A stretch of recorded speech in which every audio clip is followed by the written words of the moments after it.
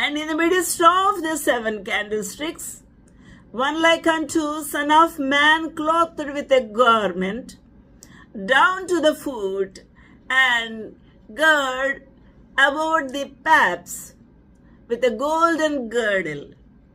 His head and his hairs were white like wool, as white as snow, and his eyes were as flame of fire, and his feet like unto fine brass, as if they burned in a furnace, and his voice as the sound of many waters.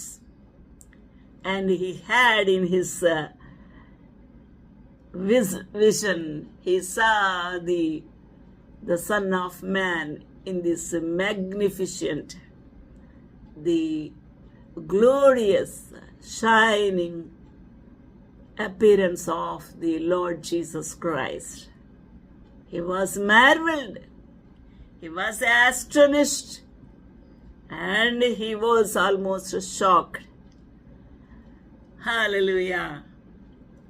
నేను ఆయనను చూడగానే చచ్చిన వాని వలె ఆయన పాదముల యొద్ద పడి తిని, ఆ ప్రకాశము, ఆ మహిమ, ఆ కాంతి, ఆ ప్రభావ మహిమను చూడలేక చచ్చిన వాని వలె నేను ఆయన పాదముల వద్ద పడి తిని, అనగా ఫెయింట్ అయిపోయాడు, షాక్ అయిపోయాడు.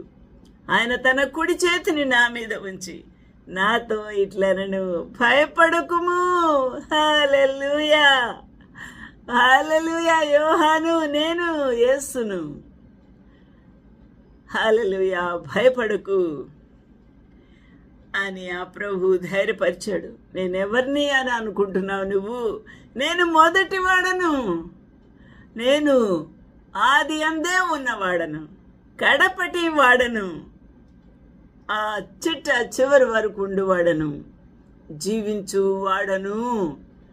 ఇప్పుడు జీవిస్తూ ఉన్నాను, మృతుడనయ్యాను.